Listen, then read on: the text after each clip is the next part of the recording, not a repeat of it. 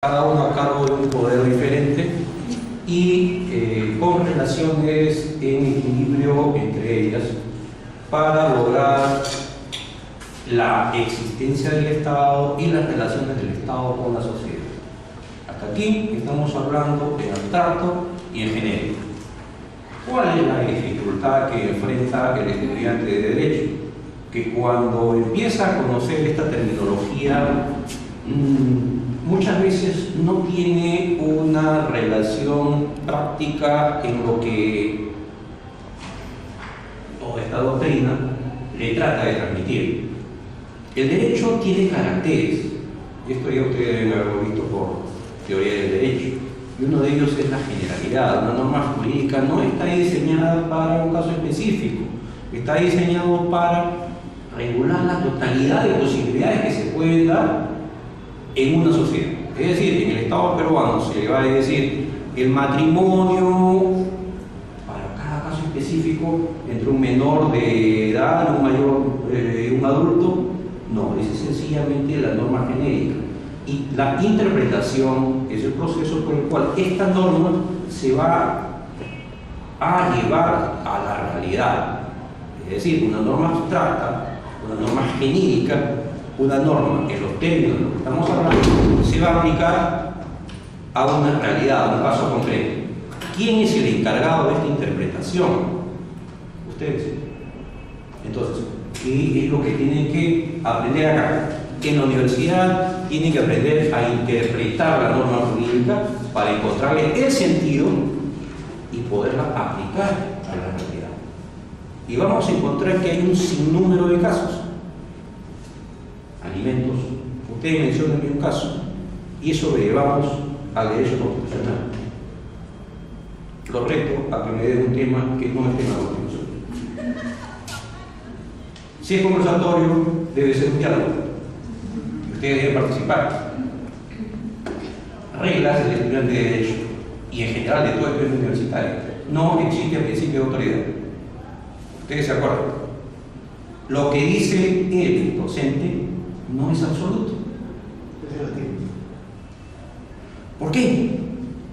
Porque un abogado que se acostumbre a respetar el principio de autoridad nunca va a cuestionar la opinión de otra persona, creyendo que su criterio es superior, más avanzado. En ese sentido, ustedes estarían imposibilitados de apelar a una decisión de un juez que se ha podido equivocar. Existen diversas interpretaciones de la norma. Una ley puede tener un sentido para el juez. Sin embargo, ustedes conocen hechos o han evaluado medios de prueba que le van a permitir llegar a una conclusión diferente. Eso es la labor interpretativa del abogado. Estamos hablando de diversas cosas y todavía no estamos hablando del caso concreto de lo que es la Constitución. Pero necesitamos por eso entender que para esto hay una aplicación práctica. Les reto a que me mencionen un caso, el que sea, y lo llevamos al tema constitucional. No sé, el pleito que tuvo la vecina. Cualquiera.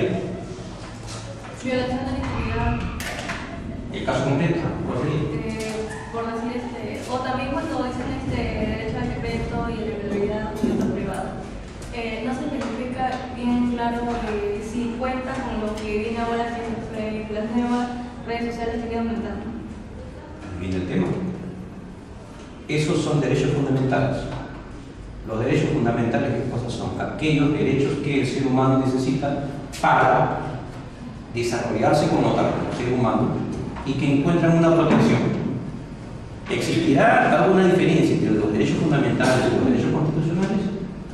¿Son diferentes? ¿Son lo mismo?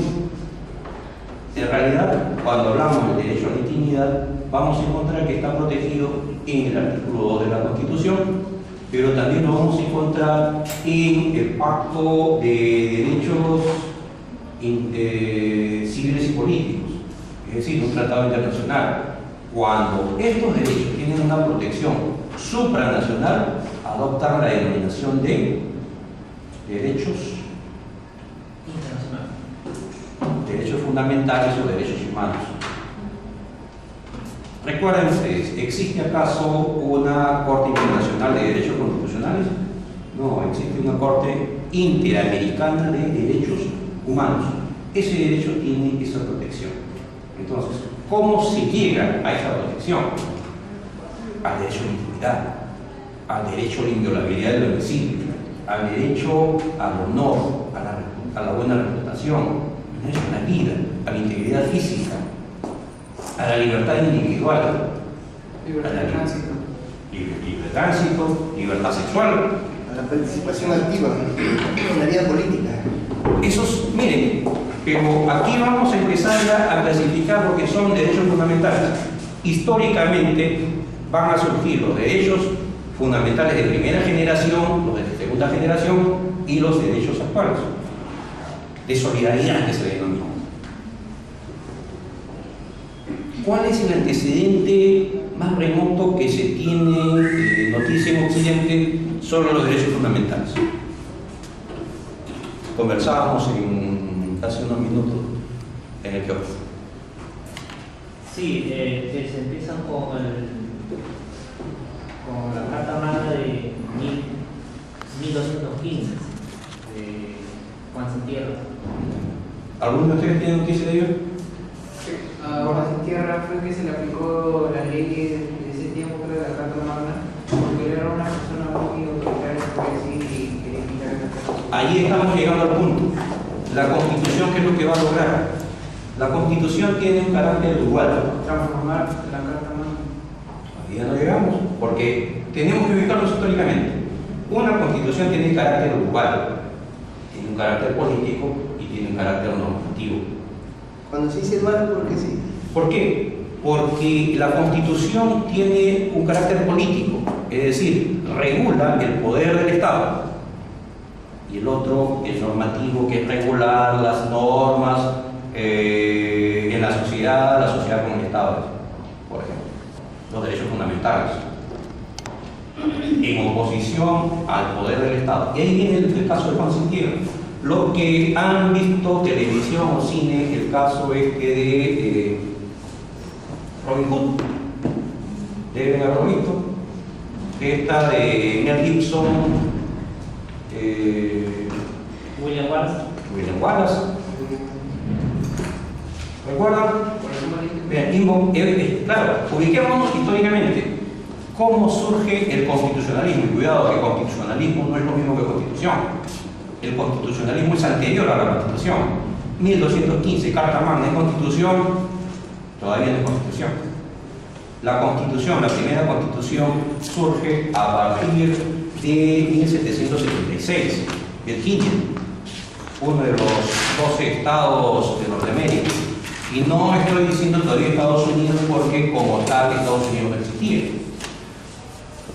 Políticamente se rebelan contra el Imperio Británico. 1776, 1787, la Constitución norteamericana. Luego viene la Declaración Universal de los Derechos del Hombre y del Ciudadano. La Constitución norteamericana es la primera Constitución, pero antes de eso, y miren, el Perú también tiene participación. En 1781 ya José Gabriel Condorcanqui lanzaba sus ideas basadas evidentemente en las ideas europeas sobre la igualdad de los derechos de la persona. ¿Qué ocurría hasta antes de 1215? El ser humano era considerado como una cosa. El señor, el rey, el monarca, el poder, podían disponer de la persona del ser humano. Y si ustedes ven esta película sobre William Wallace, al rey se le ocurre dar prima no. Es decir, disponer de la vida sexual de las mujeres que se encontraban en su feudo. Aquella mujer que quería casarse, la primera noche tenía que pasarlo con el señor feudal. ¿Se imaginan ustedes esa situación trasladada a la actualidad? Eso también ocurrió con el gobierno español, cuando nos subordinaron al Imperio Atlanticidio. También 15 días primero pasaba el español, que era padrino ya de la pareja, y después se le entregaba a la persona que se quería casar en ese momento. Claro. Entonces, esas son las manifestaciones de poder omnímodo, omnipotente. El rey, el gobernante, tenía poderes absolutos.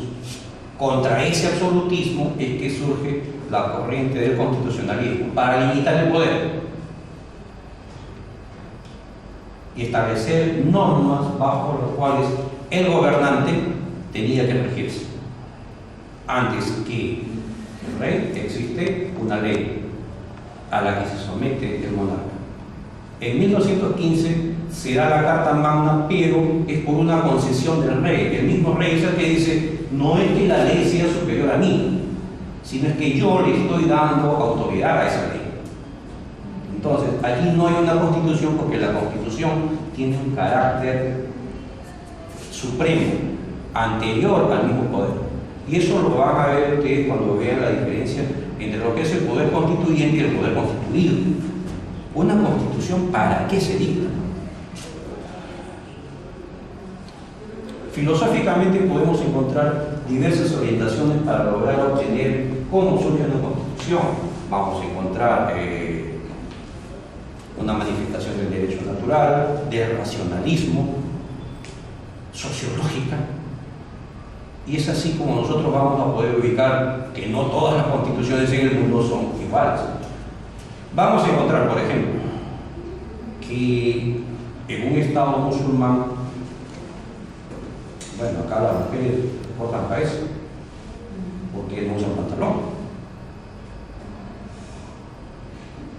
Y hay algunos estados musulmanes que son mucho más radicales que otros, ¿cierto? Y si usan falda, no pueden usar por esa altura. Así que la señorita estaría también castigada de acuerdo a esa constitución. El derecho en su aspecto espacio-temporal. Estamos en el mismo tiempo, pero en diverso espacio. Es una realidad diferente. Otras normas, otra orientación religiosa, filosófica y política. Entonces, para ellos, esa constitución vale y tiene el mismo carácter de norma jerarquizante y suprema. De acuerdo a esa norma, todos los que se encuentran en ese espacio tienen que regir su conducta. Acá en el Perú es totalmente diferente. Mujer adúltera en un estado musulmán, apedreada, lapidada. ¿Sí? ¿Al adúltero qué le hace? También lo castigan. Claro, al ladrón le cortan la mano. ¿Al adúltero qué creen? ¿Se imaginan que trajesen esa constitución en Perú? ¿Cuántos? 10% de la población sobrevivimos. Pero veamos. Claro. Esos casos es constitución, es un derecho. Ahora, desde el aspecto sociológico, ¿qué es lo que nosotros esperamos de una constitución? Una constitución a la cual debemos adecuar nuestra conducta o una constitución que se debe adecuar a la sociedad. Que lo entendemos. ¿Cómo nosotros vamos a llegar a entender eso? Primero, debemos saber que una constitución tiene una estructura. Hay un preámbulo, que es casi una declaración de principios, que lo tenía en la constitución de 1979, pero la de 1993 se ha reducido. Son 3 o 4 líneas. ¿En qué se inspira la constitución? Eso es el preámbulo. Pero la constitución vigente casi no tiene eso. Luego viene una parte dogmática y que vienen a ser el contenido de las normas que van a regular las relaciones del ser humano en sociedad, de manera colectiva o individualmente. Ahí vienen los derechos fundamentales. Derecho a la vida. ¿Cuáles serían los derechos más importantes para ustedes? Menciónenme dos. La libertad y la vida. Mi vida, dice. Derecho a la igualdad, pero son dos. Derecho a la vida. Derecho a la vida. ¿Cuál es el otro derecho esencial? A la Libertad. Libertad. Libertad. Sin la libertad no se puede ser. ¿Qué más? La igualdad. Igualdad ante la ley. La dignidad. La dignidad. Si ustedes leen el artículo 1 de la Constitución, a la vida y la dignidad. ¿Por qué? La vida es existencia y la dignidad es el desarrollo de esa existencia y el respeto de lo que somos como seres humanos. Artículo primero. Si ustedes no leen el artículo primero de la Constitución, no van a entender la Constitución. Y precisamente de eso se trata el derecho de Constitución, de que ustedes lleguen a entender la Constitución, que esa Constitución es una herramienta formidable para protección del ser humano, al menos en este estado, en la concepción en la cual ahí podemos encontrar. ¿Por qué? Porque el ser humano se puede desenvolver individualmente. Aislémoslo, llevémoslo a una isla, ¿no? Encuentran ahí vegetales, el arca de Noé es completo, pero ninguna fiera que lo pueda matar. Solito. ¿Qué va a hacer ese ser humano? Sin nadie con quien conversar, sin internet, sin WhatsApp, sin nada. Para empezar con eso ya está, el segundo día está loco. ¿Cierto? Pero pongamos que eso tiene alimento, pero solito. ¿Qué cree que le va a pasar al ser humano? O se vuelve loco, o en corto tiempo va a morir. No va a tener compañera tampoco. Solo. Nada. Es una situación muy grave. Y todos los animales que va a encontrar son machos. Lo pone más difícil también, ¿cierto? El tema no es sencillo. Entonces, el ser Va a hacer humano, justicia con su mano, ¿no? sí, pero en algún momento va a llegar a un extremo. Aquí viene un tema. Ustedes son universitarios. Y acá no vamos a atribuir, tratar ningún tema. La masturbación o el onanismo en algunos estados es castigado, hasta con la muerte. ¿Por qué? Porque el propósito de la sociedad es subsistir.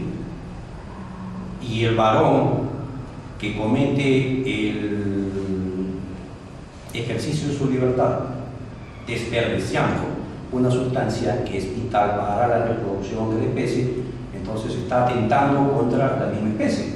Por eso es que se castigaba en un momento. Sin embargo, en la actualidad eso no está prohibido. Y de acuerdo al principio de reserva, nadie está impedido de hacer lo que la ley no prohíbe. En consecuencia, ustedes, de acuerdo a la Constitución, varones y mujeres podrían hacer esa práctica. Tema aparte. Volvemos. El ser humano, aislado, solo, subsistirá. No tiene con quién interactuar, no. Claro, en algún momento va a morir. Es decir, en esta película de Tom Hanks, Náufrago, ¿qué le pasa? Se vuelve loco. Casi loco porque tuvo que jugar con la pelota porque necesitaba proyectar su personalidad. ¿El ser humano puede subsistir de esta forma? No lo puede hacer. Necesita relacionarse. Y miremos, desayunaron, almorzaron, es decir, el pan lo prepararon ustedes, no. El azúcar tampoco, la ropa que trae, no. El jabón con el que se bañaron, nada. El maquillaje, los zapatos, la cartera, no. Todo lo que traemos es producto cultural, es producto de la sociedad. El ser humano solo no puede existir. Entonces, ¿cómo lograr que, por ejemplo, si a su compañera le gusta, bueno, vamos a poner, si a su compañero le gustan las botas de su compañera, ¿está permitido que vaya, lo tome y se lo ponga? No. ¿Por qué? Se generaría un conflicto. Se van a agarrar los pelos. Primera norma. En todo caso, vencerá el más fuerte. ¿La sociedad podrá subsistir así? No. Necesitamos normas que regulen ese tipo de relaciones. El respeto. Eso es el derecho. Sencillamente normas que nos van a permitir la coexistencia en sociedad. Y superarnos, desarrollarnos. dignamente. Primero, respeto a la vida. Segundo, dignidad. Luego viene integridad física, salud, libertad individual, libertad de tránsito, todo lo que quieran. Libertad sexual. Es decir, es que en este momento, como en alguna otra sociedad, ¿se prohíbe la homosexualidad? En el Perú no. Está protegido por los derechos humanos y la Constitución. Hago una parte. ¿Es posible la adopción de niños por homosexuales? ¿Debería? ¿Sí? Creo yo no, que va a haber una discusión entre los menores porque al tener un papá y dos, vamos a poner dos papás, el niño va O mamá. Claro, o mamá, quién sabe, puede ser producto, le pueden a él tener el bullying, que hoy en día es normal en todos los colegios, porque le preguntarían quién es tu papá, quién es tu mamá, y él entraría en confusión.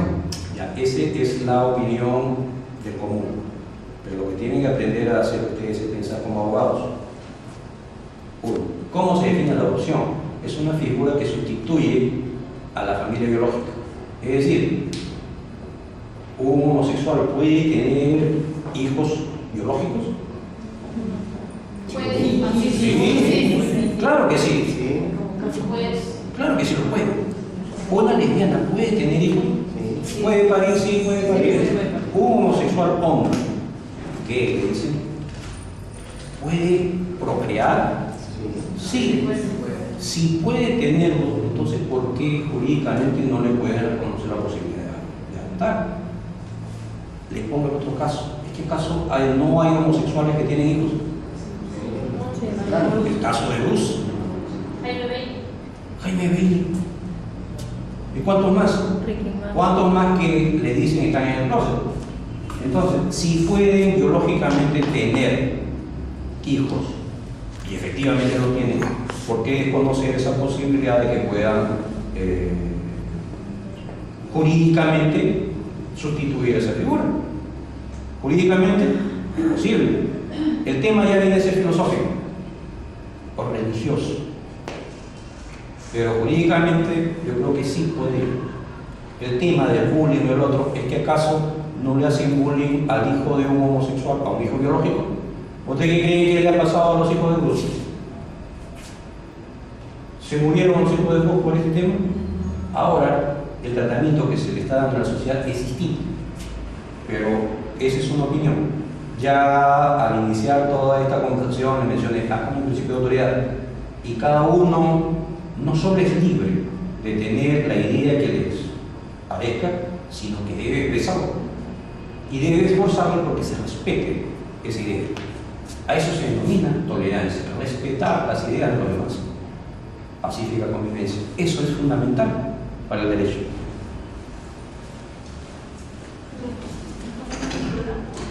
Me están esperando, señor. Adelante.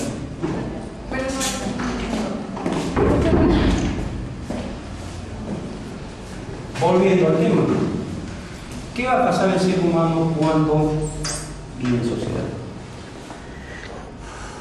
¿Cuántos de ustedes tomaron desayuno? Todos. A ver, ¿alguien quiere decirme qué desayuno?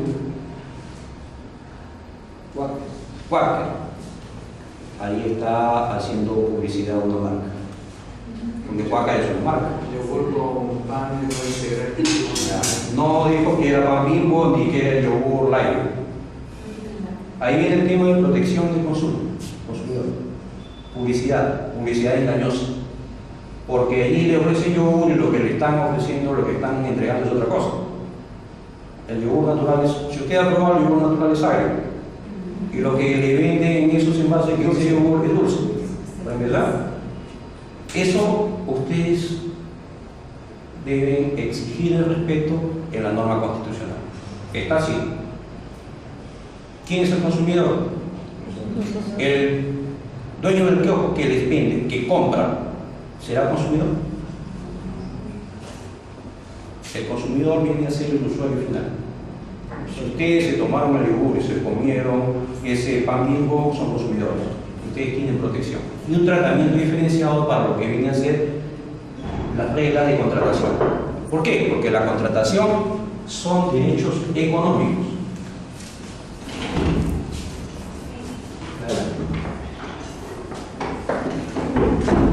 Y miren, estábamos en un momento hablando de derechos fundamentales. ¿Cuáles son los derechos fundamentales de primera generación? Los que empezaron a ser protegidos en 1915, Carta Magna, derecho a la vida, libertad individual y propiedad. Métanse con todo, menos con la propiedad. Derechos fundamentales de primera generación. ¿Cuáles vienen a ser la segunda generación? ¿En qué época vienen a ser protegidos? Oscar, ¿hiciste tu tarea? ¿No te acuerdas? Los de segunda generación o sociales surgen a partir de las revoluciones sociales. Revolución del siglo XX. Y finales del siglo XIX. Revolución francesa. La mexicana, no, la francesa es la burguesa. Es la primera corriente.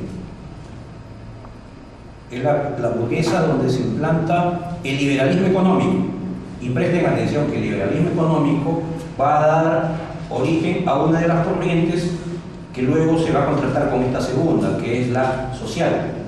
El liberalismo económico, que es el individuo, libre mercado, libre contratación, autonomía de la voluntad, es decir, que nosotros podemos hacer lo que queramos, siempre y cuando respetemos determinadas normas.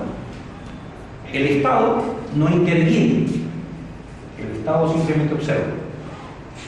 Ese es el liberalismo. Luego viene ante el abuso, ante el exceso de los empresarios. En Estados Unidos había situaciones en las que el obrero debía trabajar más de 12 horas, en situaciones extremas.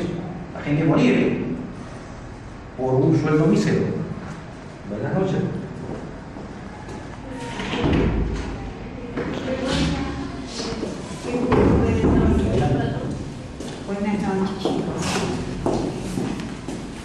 Entonces, si en un momento surge la corriente constitucional que trata de limitar el poder del feudal, del rey, del monarca, estableciendo una constitución a la cual todo gobernante debería sujetarse,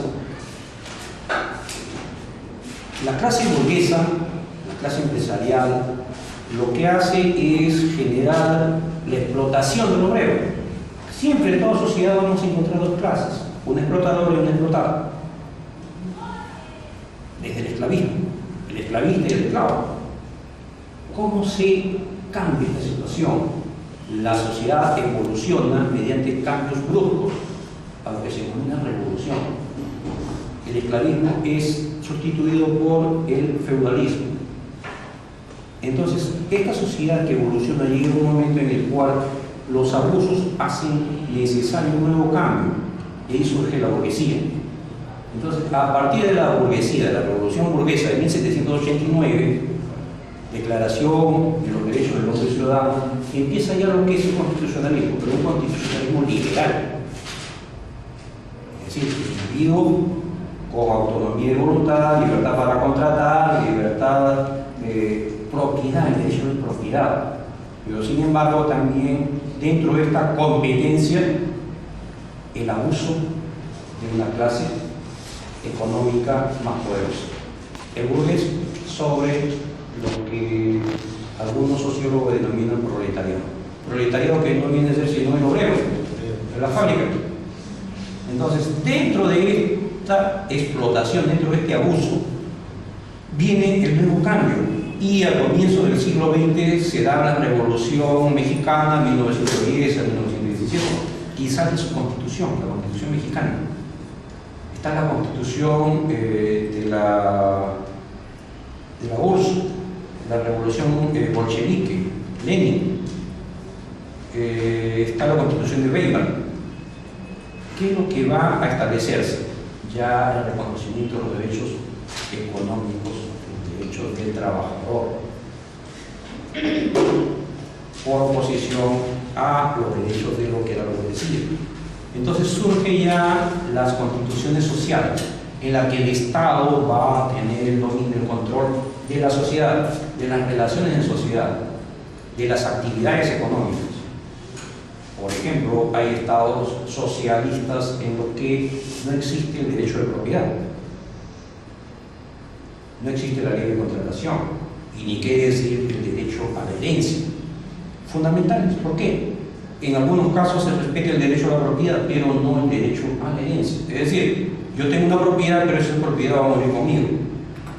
Los hijos no van a recibir, como sí ocurre en nuestro país. Dos extremos: la constitución liberal y la constitución socialista o estatista, en que el Estado controla todo. 1789, 1787, Francia, y luego vamos a encontrar México, Rusia o la URSS, Alemania, a comienzos del siglo XX, 1910, 1919. Y ahí llegamos a un cambio. ¿Por qué? Porque el otro extremo tampoco es conveniente para la sociedad. Un régimen, un sistema en el que se puede hacer de todo y otro en el que no se puede hacer nada, generó la necesidad de crear un término medio. En Alemania surge la escuela de la economía social de mercado. Es decir, el individuo va a tener el ejercicio de sus libertades, pero con participación del Estado. El Estado va a evitar los excesos del sistema liberal. Para algunos lo definen neoliberalismo. En nuestra Constitución, a partir de 1979, esto se define como economía social de mercado. ¿Quiénes son los culpables de esto? El Partido Comunista Peruano y el Partido Popular Cristiano, que en la Asamblea Constituyente de 1979 introdujeron esta parte en la Constitución.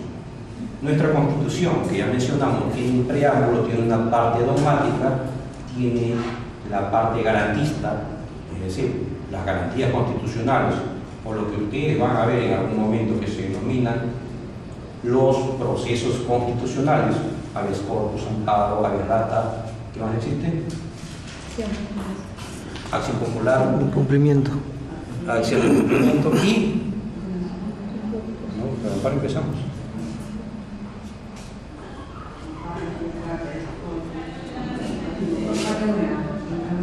Inconstitucionalidad. Falta otra más. El proceso competencial.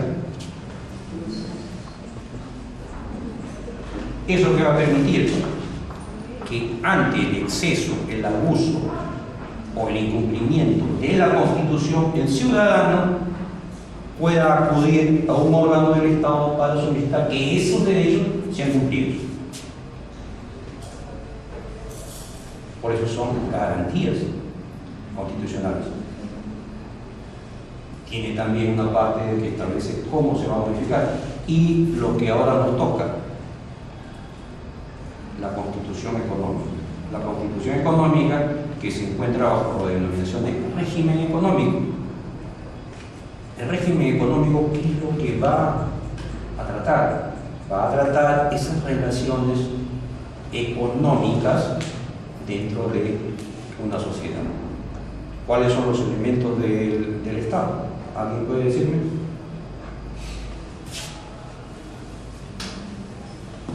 Elvira, ¿se acuerdan? Su territorio, Territorio, su... pero es el territorio lo que nos interesa.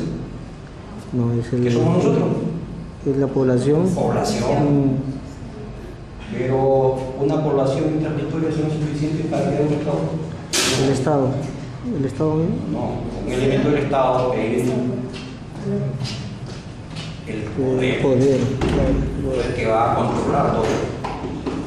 El orden jurídico.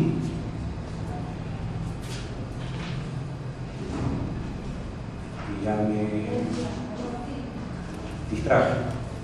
Pero que estamos tratando de explicar es cómo ubicar la constitución económica dentro de la Constitución. ¿Y qué es lo que va a tratar de hacer? Precisamente regular las actividades económicas de los ciudadanos y sus relaciones con otros ciudadanos y con el Estado. Así de sencillo. ¿Bajo qué principios? Libertad.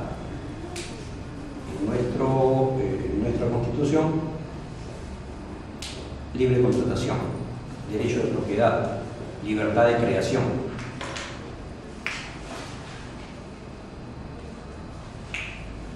Pluralismo económico. El Estado intervendrá. Hay un principio que se denomina subsidiariedad. Es decir, hay una libertad de empresa. Cualquiera de ustedes puede hacer empresa. ¿Sí? ¿Algún valiente que me pueda decir a qué se dedica?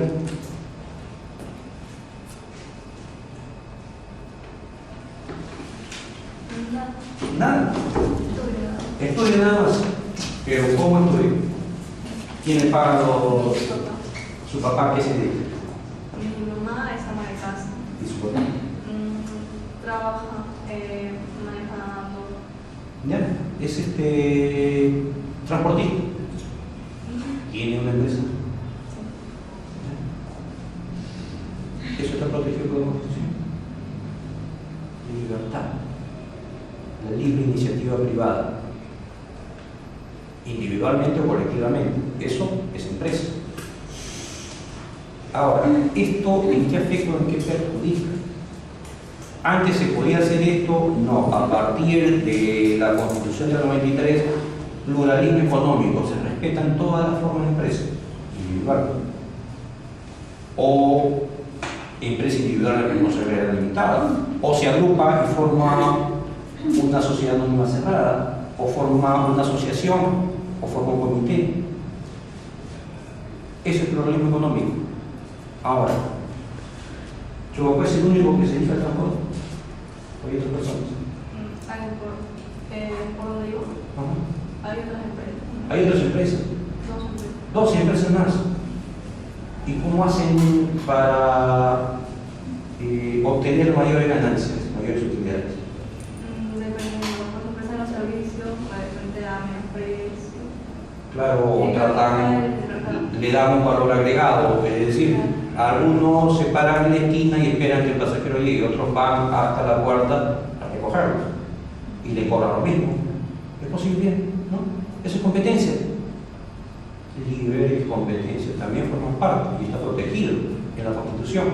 Antes no todos podíamos hacer eso, teníamos que estar organizados bajo una forma empresarial para prestar ese servicio. Ahí viene la liberalización de la economía. Eso es lo que se tendría que reconocer a Fujimori, porque en la Constitución de 1993 se acentúan estos caracteres de lo que es la economía social de mercado. Libre contratación. Su compañero tomó Quaker, pero pudo tomar 3 ositos. Es decir, comprar es contratar. De repente se vino al kiosco y pudo comprar un sándwich de jamón o pudo comprar pan con chicharrón. Alguien le obliga a que compre uno u otro bien. Libertad de contratar, porque la compra-venta es un contrato. Eso va a contratar cada momento. ¿Claro? El contrato de transporte. Cada vez que alguien viene y le dice lléveme a tal lugar, está haciendo un contrato de transporte. ¿Qué es el contrato? El contrato es el acuerdo de 2 o más partes para crear, regular, modificar, distinguir relaciones jurídicas, patrimoniales. ¿Por qué? Porque su papá lo hace gratis. Su papá transporta gratis, cobra. Si no, no pudiera pagar la pensión. Entonces, en esa relación jurídica por la que él se obliga a una prestación, es decir, a llevar a alguien de un lugar a otro, lo hace a cambio de una contraprestación, es decir, el pago un dinero, una cantidad de dinero. Una relación jurídica. ¿Qué pasa si su papá no logra llevarlo al destino que le ha ofrecido? No le paga. Está obligado. Surge la obligación y el contrato genera obligaciones.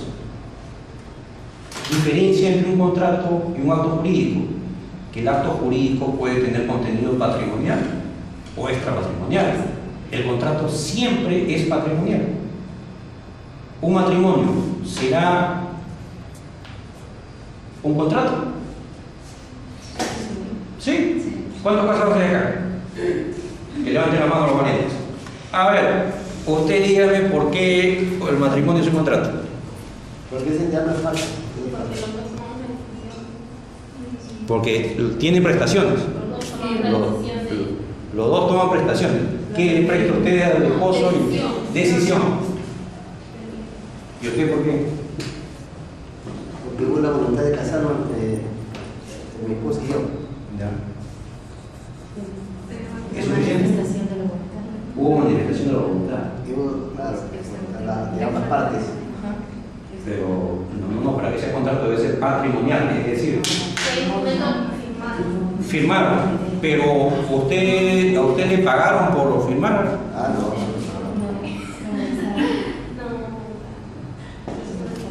Ahí la diferencia entre un contrato y un acto jurídico no patrimonial o de contenido no patrimonial.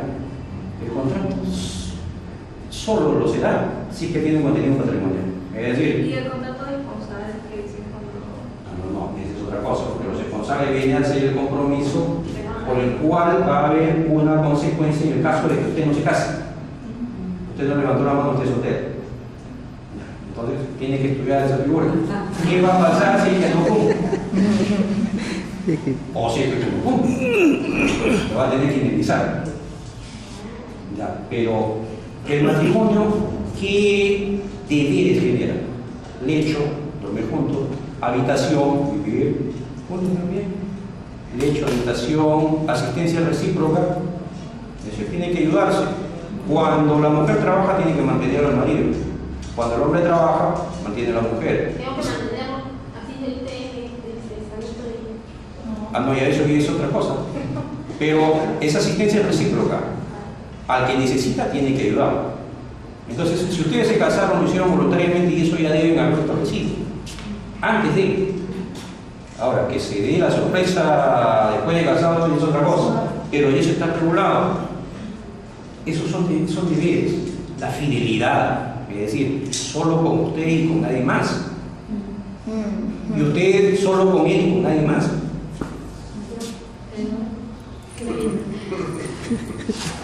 Es que... A ver, Eso sí. lo sabe su contrato de calidad. ¿Cómo podemos nosotros determinar que el matrimonio no es un contrato? Porque en un contrato hay una obligación o hay un contenido patrimonial. Es decir, un transportista presta ese servicio a cambio de dinero. ¿Cierto? Y si no le pagan, no lo hace. No lo pueden obligar, libre. Algunos de los casados lo obligaron a casarse. Muy bien, manifestó su voluntad libremente, es un acto jurídico. Por dormir juntos, por vivir juntos, ¿cobran? No. Entonces no puede ser pues un contrato. Yo sí le cobro. A ver, póngase en la situación. Usted llega a la casa y le dice la señora, papito, hoy te he sido fiel, me tienes que pagar 50 soles. Y al día siguiente no tiene los 50 soles. Si fuese patrimonial, si fuese un contrato, podría darse eso. ¿Por qué? Porque ante el incumplimiento del contrato se resuelve. En este caso no. Sin embargo, hay una parte que sí tiene contenido patrimonial, la asistencia recíproca. Los alimentos. ¿Qué pasa con aquel que no cumple con esa obligación? Y miren, ya no digo deber, digo obligación. Porque el deber no tiene contenido patrimonial, la obligación sí. El que no cumple con la obligación de asistir a su cónyuge, o a su hijo, o a su padre, a su descendiente o su ascendiente, está obligado por el Estado a cumplir. Ese sí es el contenido patrimonial que surge del matrimonio. Entonces, podemos ver que en su mayoría el matrimonio no es un contrato, pero tiene un aspecto que sí puede ser. Hay debate y hasta ahora no llegan a ponerse de acuerdo, así que de repente tampoco acá vamos a poder establecer eso. Esto que tiene que ver con el tema, que eso también es materia de protección de la Constitución, porque la Constitución lo que va a hacer es, uno, si el matrimonio fuese contrato, estaría protegido como contrato. No está dentro del régimen económico, está en otra parte de la familia. Y lo que estamos viendo ahora es Constitución, régimen económico. ¿Cómo se llega? Nosotros llegamos a lo que es economía social del mercado, precisamente para ver eso. Nosotros, dentro del ejercicio de nuestras libertades, vamos a poder desenvolver diversas actividades que nos van a permitir satisfacer nuestras necesidades. ¿Por qué lo digo de esa forma? Porque la economía, ¿qué cosa es? La economía es el estudio de las formas en las que nosotros satisfacemos nuestras necesidades. ¿No es así? Entonces, el sistema económico, el régimen económico en el Perú, lo que va a hacer es de qué manera regulamos esa forma en que ustedes van a satisfacer sus necesidades. Es decir, señorita recibe una donación de sus padres cada mes para pagar el servicio educativo que le brinda la universidad. Y lo estoy diciendo en esos términos, ¿por qué? Porque lo que nosotros podemos decir propina es una donación. El padre cumple con una obligación porque como padre debe satisfacer esas necesidades de los otros. Eso es economía, eso es el régimen económico y eso sí está en la Constitución. Entonces, nosotros debemos complicarnos la vida pensando que el régimen económico de la Constitución es abstracto, es complejo. No. En realidad, lo que hace es establecer las reglas en las que nosotros vamos a regular esos actos que a diario estamos realizando. El ir al kiosco a comprar. Trasladémonos a la República de Venezuela, tiene otro nombre, bolivariana, ¿no? Es decir, los ciudadanos pueden comprar todo lo que quieren. No, vayamos a Cuba. Ahora con la apertura, aún así, no pueden realizar todas aquellas actividades que nosotros sí estamos acostumbrados a hacer. En Cuba podrán o tendrán derecho a la propiedad en la forma que nosotros la concebimos. No. En China, ¿es posible eso? No. Entonces, diferencias: el derecho a la propiedad, la libre contratación, competencia, pluralismo económico. Pueden coexistir diversas formas de empresa y dentro de ellas competir. Competir viene a ser salir al mercado para captar a los consumidores de diversas formas. Cada quien en la actividad que desempeña, y ustedes lo podrán verificar.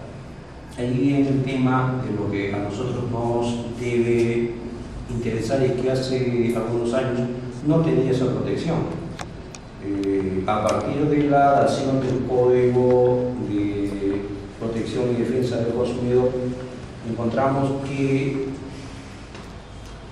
el productor ya no puede abusar en la forma que lo hacía. Y digo ya no puede en la forma que lo hacía porque siguen estas diferencias. Los excesos del sistema generan que el productor abuse de una situación de ventaja. Por decir, la empresa productora de yogur maneja los medios, bombardea con publicidad. ¿Qué va a hacer? Va a convencer para que el usuario adquiera ese producto.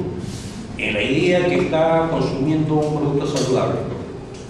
Sin embargo, le habrá puesto allí que tiene un alto contenido de azúcar y que en realidad que aquellos que creen que van a adelgazar tomando yogur no lo van a hacer. No lo dice. Que va a ser mejor tu metabolismo, fluir todo. Claro, eso es lo que creemos. Pero no hay Pero, publicidad. claro, esa es publicidad engañosa. La ¿Cuál aceite? El aceite cero colesterol. ¿Será cierto? No, porque está más de gordo. No lo es, pues. Entonces, nosotros tenemos herramientas, mecanismos que la Constitución nos otorga para ir contra él. Pero es que toda la sociedad podrá utilizar esos elementos. No, son una clase privilegiada. ¿Saben quién es esa clase privilegiada? Ustedes. Porque ustedes tienen obligación de conocer su Constitución. Saber que sobre la base de la supremacía del ser humano se le debe dar protección en la Constitución y en todas las otras normas. Aquí vienen los principios de supremacía constitucional y jerarquía normativa. Si la Constitución protege el respeto al ser humano y a su dignidad, ¿qué tendremos que hacer cuando se dicte una norma que entre en conflicto con esta protección del ser humano?